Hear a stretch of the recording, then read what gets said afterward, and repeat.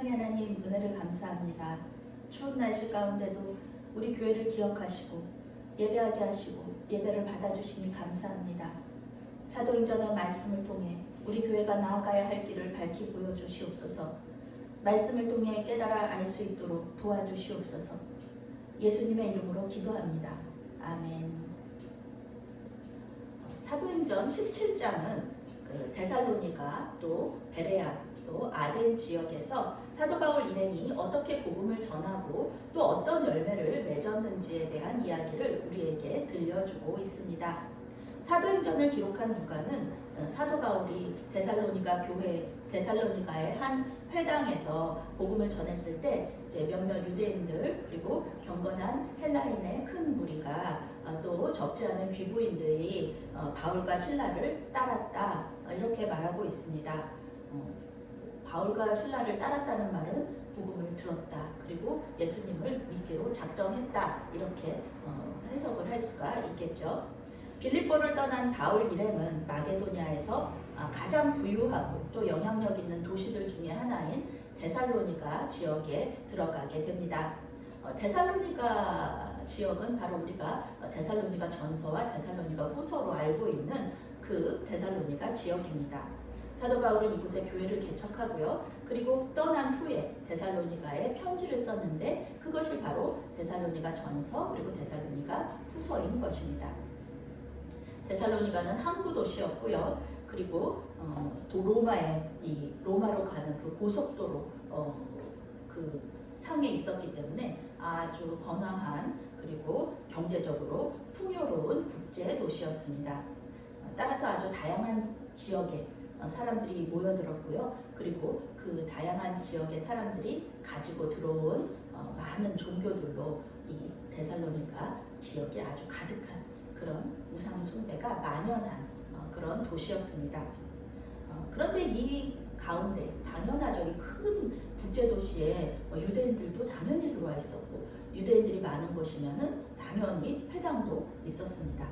유대인들은 회당 중심의 삶을 살기 때문에 그랬었죠. 사도 바울은 항상 그랬던 것처럼 이 회당에 들어가서 복음을 전했습니다. 우리는 앞으로 일어날 일이 눈에 보이는 거죠. 이 패턴이 있잖아요. 사도행전의 패턴은 사도 바울이 가서 복음을 전하면 많은 또 이방인들이 주님께로 돌아오고 또 몇몇 유대인들도 돌아오지만 결국은 이 사도 바울을 시기 질투한 유대인들이 사도 바울을 박해하고 또 내쫓는 그런 패턴으로 이렇게 나가게 되는 것이죠. 놀랍게도 하나님께서는 이런 박해, 핍박을 통해서 사도 바울이 전하는 복음이 계속해서 전파되게 하십니다. 그리고 이 교회가 세워지고요. 그리고 많은 이방인들이 주님께로 돌아오는 그런 역사들이 일어나는 것입니다. 저 신대원 다닐 때 설교학 교수님이 이런 말씀하셨어요. 모르는 거 설교하지 마라. 아는 거 설교해라. 제가 설교하는 데 있어서 가장 중요한 원칙 중에 하나가 바로 모르는 건 설교하지 않고 아는 것만 설교하는 것인데요. 사도 바울도 마찬가지입니다. 사도 바울이 모르는 거는 있었어요. 그러니까 듣기는 했어요. 다른 사도들로부터 듣기는 했지만 자기는 경험하지 못했던 것. 그것은 무엇이냐면은 예수님께서 이 땅에서 사시면서 33년 동안 이 땅에 사시면서 공생애 동안에 직접적으로 사도 바울을 만난 적이 없으시잖아요. 그러니까 사도 바울은 그 3년 공생애 동안에 어떤 일을 하셨는지 그것에 대해서는 사도 바울은 잘 몰라요. 그렇지만 사도 바울이 아는 것은 하나 있습니다. 그것은 무엇이냐면 예수님께서 십자가에서 죽으시고 다시 살아나셨다는 것. 그것은 자기가 아주 잘 아는 거예요. 왜냐하면은 자기는 부활하신 예수님을 만났으니까. 그리고 부활하신 예수님으로부터 소명을 받았기 때문에 사명을 받았기 때문에 이 사도 바울은 그 부활하신 예수님에 대해서는 너무너무 잘 알고 있는 거예요. 그리고 또 사도 바울이 잘 알고 있는 거 있죠. 그것은 바로 구약 성경입니다. 사도 바울은 아주 탁월한 구약학자였어요. 그래서 구약 성경에서 그 예언한 우리 예수님에 대해서 아주 성경을 쫙 풀어서 설명해 주는 거죠. 예수님께서 태어나시고 그리고 어떻게 고난받으셨는지 그리고 십자가에서 죽으시고 다시 살아난 것에 대해서 아주 잘 설명을 했습니다. 사도 바울이 자기가 잘 아는 거를 당연히 설명을 하니까 너무 탁월하게 잘 가르쳐 주니까 많은 그 사람들이 주님께로 돌아오는 역사가 있었습니다. 예수님께서 엠마오로 가는 제자들에게 구약 성경을 쫙 풀어주시면서 자신에 대해서 이렇게 말씀해 주시잖아요. 그런 것처럼 사도 바울도 구약 성경에서 하나님이 약속하신 그분, 그 메시아, 그리스도, 그분이 바로 예수님이시라고 전한 것이었습니다. 말씀 가운데 성령께서 역사하셨습니다. 그래서 유대인들과 또 유대교로 개종한 이방인들이 예수님을 믿고 구원을 받게 되었습니다. 특히 적지 않은 귀부인들이 예수님을 믿게 되었습니다. 이 귀부인들은 사회 지도층에 있었기 때문에 데살로니가 도시가 예수님의 복음으로 변화되는데 아주 큰 역할을 담당했습니다. 믿는 자들이면은 누구나 이 하나님을 믿게 된 것에 대해서 너무너무 기뻐하겠죠. 많은 사람들이, 이방인들이 하나님을 믿게 된 것에 대해서 얼마나 기뻐할지 모르겠습니다.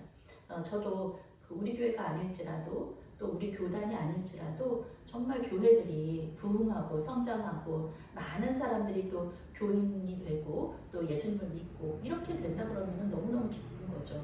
그래서 큰 교회들을 위해서 계속해서 기도하고 그 교회 교인들이 계속해서 은혜 받을 수 있도록 이렇게 기도하는 것이죠. 그건 너무 당연한 것입니다. 그런데 성경은요, 유대인들이 이 바울 일행을 시기하여서 바울 일행을 반역죄로 고발했다 이렇게 말하고 있습니다. 믿는 자들이라면 누구라도 하나님을 믿게 된 것에 대해서 기뻐할 텐데 이 유대인들은 사도 바울 일행을 시기했다 이렇게 성경이 이야기하고 있어요. 자신들이 전도한 이방인 유대 교인들이 자기들을 신뢰하고 또 자기들의 말을 듣는 것이 아니라 이 사도 바울 일행 얼마 되지 않았잖아요. 교회 이 회당으로 들어온 지 얼마 되지도 않은 자기들하고는 아주 오랫동안 관계를 맺었던 사람들이고 그런데 이 얼마 되지 않은 이 사도 바울 일행의 이야기를 더 듣는 것이 시기가 난 거죠. 질투가 난 거죠. 그래서 사도 바울 일행을 핍박한 것입니다. 질투라는 감정은요, 굉장히 하찮은 것 같으면서도 우리는 되게 무시하잖아요. 그런 질투라는 감정을 가지고 있는 것에 대해서 부끄러워하기도 하고. 그런데 이 질투라는 감정이 얼마나 불처럼 뜨겁고 또 강력한 것인지 모르겠습니다. 아주 무서운 그런 것이죠. 사람을 죽일 수 있을 정도로 그렇게 무서운 것이 바로 이 시기 질투라는 감정입니다. 그래서 유대인들은 이제 야손의 집으로 쳐들어가서요, 바울 일행을 끌어내려고 해요. 반역죄를 뒤집어 씌우려고. 그런데 찾지 못했습니다. 야손은 잘못한 것이 하나도 없는 사람입니다. 이렇게 야손의 집에 쳐들어가서 이렇게 괴롭힘을 당할 이유가 없는 사람입니다. 복음을 듣고 예수님을 영접했고요. 또 복음을 전한 이 사도들을 아주 잘 대접한 그런 아주 착한 사람들이죠. 이 사도 바울 일행을 대접하고 후원함으로써 복음 전도에 또 앞장서고 또 그것에 동참한, 그 일에 동참한 아주 귀한 사람입니다.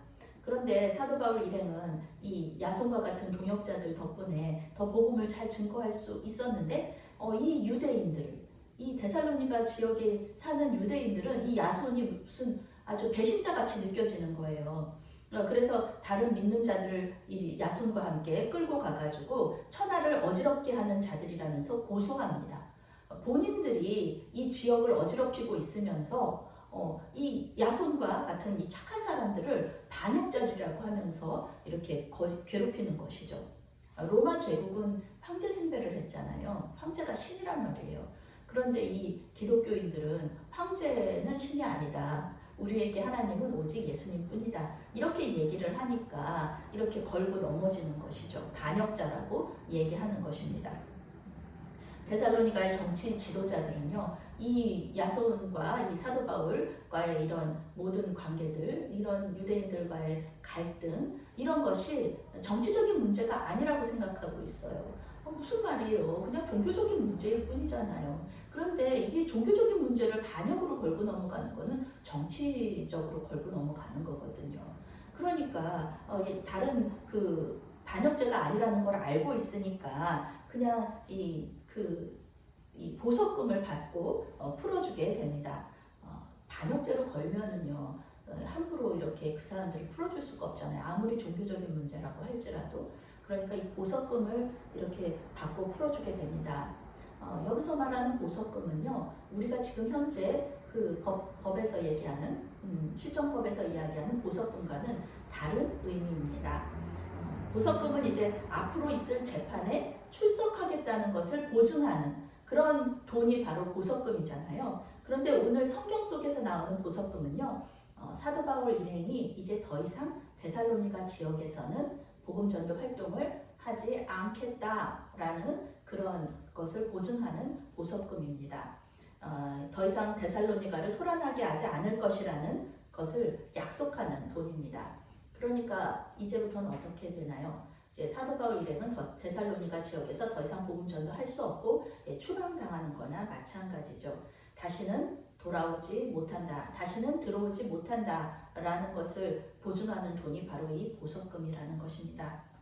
사도 바울 일행은 어쩔 수 없이 그 데살로니가 지역을 떠나서 베레아로 가게 됩니다. 이것은 뭐 하나님의 인도하심 속에 있는 거죠. 데살로니가에서 사도 바울 일행이 해야 하는 사명은 모두 끝이 난 겁니다. 이제는 나머지 야손과 다른 그 귀부인들이 이제 데살로니가 교회를 책임지게 되는 것이고요. 그리고 자기는 사도 바울 일행은 다시 베레아로 그 복음 전도의 그 여정을 떠나게 되는 것입니다. 하나님은 베레아로 가는 길을 인도하셨고요. 그리고 베레아에서 준비된 영혼들을 만나게 하십니다. 베레아 사람들은 사도 바울의 가르침을 잘 따르면서 복음을 잘 받아들였습니다.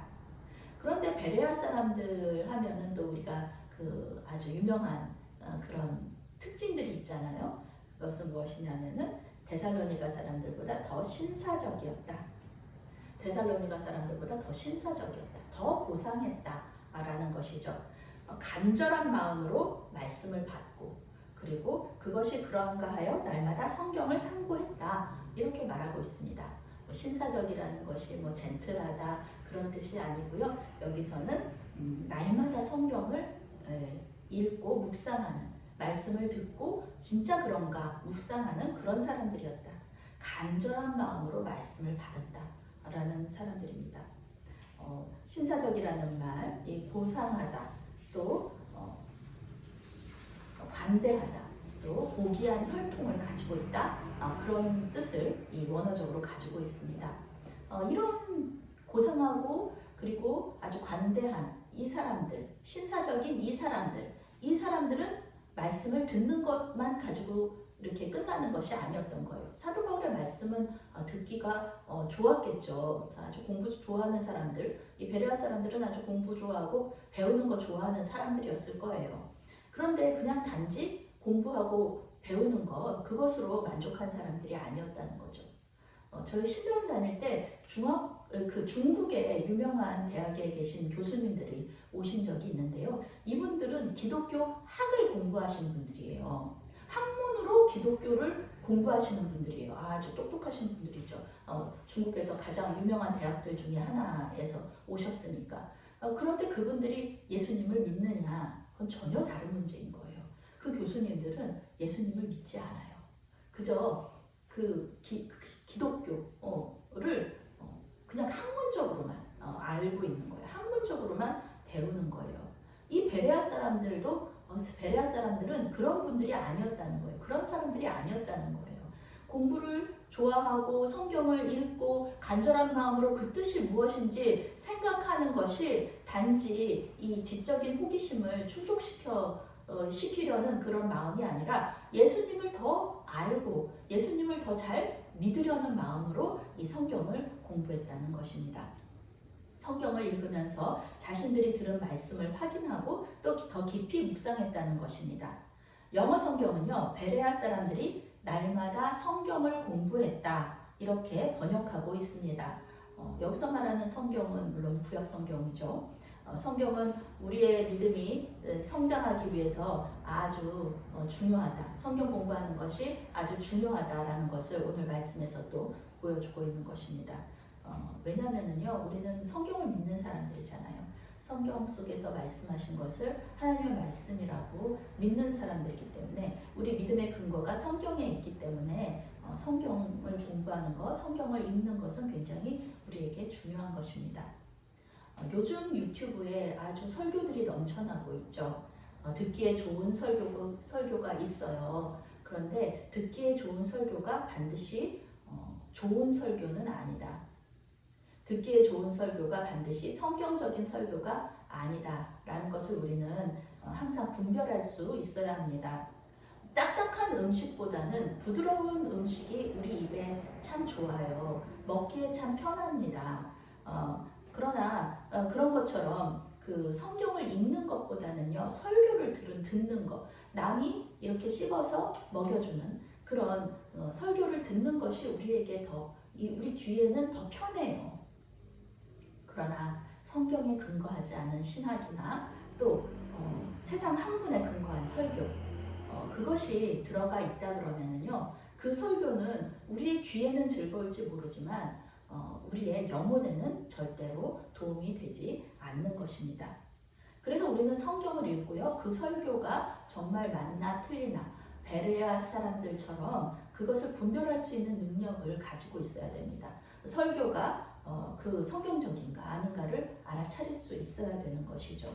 그래서 설교를 듣는 것에 그치지 마시고요, 설교자들의 설교가 성경 말씀과 일치하는가 그렇지 않은가를 베레아 사람들처럼 성경을 읽고 공부하는 그런 자세가 필요합니다.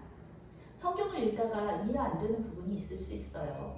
그러면은 요즘은 주석책이 잘 나와 있거든요. 그래서 주석책을 찾아보면 이런 뜻이 아니구나 라는 것을 알 수가 있습니다. 이 주석기 발달을 하기 전에는 그냥 우리 성경 공부를 잘 모를 때에는 이 성경 안에 있는 이 말씀이 원어적인 뜻하고 전혀 다른 것으로 해석을 하고, 그리고 설교를 하셨던 그 옛날 목사님들도 계세요. 물론 이제 그때 하나님의 은혜가 있어서 모든 것들이 다 이렇게 합력하여 선을 이루었지만 이제는 그렇지 않거든요. 그래서 이 아카시아 나무를, 조각목을 아카시아 우드인데, 아카시아 나무인데 이 조각조각 있는 나무라고 그렇게 해석을 하기도 했는데요. 이제는 그렇지 않죠. 그런 것들을 우리가 알 수 있는 그런 도구들이 많이 있다라는 것입니다. 또 우리가 모르는 성경은 또 저와 같은 목사님이나 전도사님에게 물어볼 수도 있습니다. 아주 잘 알고 계시죠. 요즘은 신학도 많이 발전을 했고요. 그리고 원어적인 의미들도 다 따져볼 수 있는 그런 많은 도구들이 있기 때문에 우리 신학교 또 전도사님이나 또 우리 목사님들은 그런 설명들을 잘 해주실 수가 있습니다. 그래서 그런 부분들을 이렇게 짚고 넘어가고 또 잘 이해하면서 그 가운데 하나님의 역사를 구할 때 우리는 더 성경을 잘 읽고 하나님의 말씀을 더 잘 이해하면서 하나님과 더 깊은 교제 가운데로 들어갈 수 있습니다. 성경은 성경을 읽고 또 공부하는 사람들에게 고상하다, 귀족적이다, 신사적이다 이렇게 칭찬하고 있습니다. 성경을 통해 하나님을 더 잘 알아가시는 저와 여러분이 되시기를 바라겠습니다. 아멘. 사랑의 하나님, 우리가 예배를 사모하고 기도 응답을 구하듯이 성경 말씀을 사모하게 하여 주시옵소서. 꿀송이 같은 하나님의 말씀을 맛보고 그 깊은 뜻을 깨달아 알 수 있는 지혜를 허락하여 주시옵소서. 말씀이 육신이 되어 이 땅에 오신 예수님의 이름으로 기도합니다. 아멘.